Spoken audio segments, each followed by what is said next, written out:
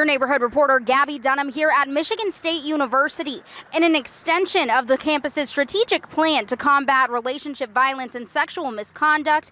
The university's College of Nursing is working to double the amount of nurses available to identify and treat cases of sexual assault across the state. Sexual assault nurse examiner programs are recommended national best practice by the Department of Justice. It's really critical for survivors to get health care right after an assault so that they can have their injuries attended to, they can have other health checks, crisis intervention to address the emotional distress. According to MSU, there are only 175 SANE certified nurses in Michigan, and they're working in just 22 of the state's 83 counties. The SANE nursing program will train nurses in communities across Michigan to assess and treat survivors of sexual violence. So we're going to do that over a series of 3 years. And the way that we're going to be doing this is by leveraging both online training as well as in-person clinical training and mentoring nurses with existing nurses. Thanks to a $1.4 million federal grant, the university is partnering with the MSU Center for Survivors and the Michigan Center for Rural Health to provide a trauma-informed curriculum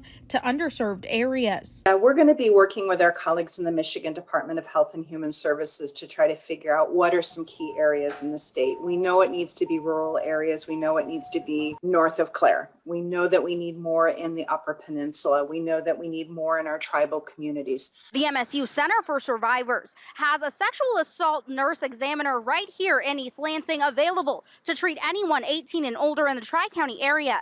Bringing you the news in your neighborhood, Gabby Dunham, Fox 47 News.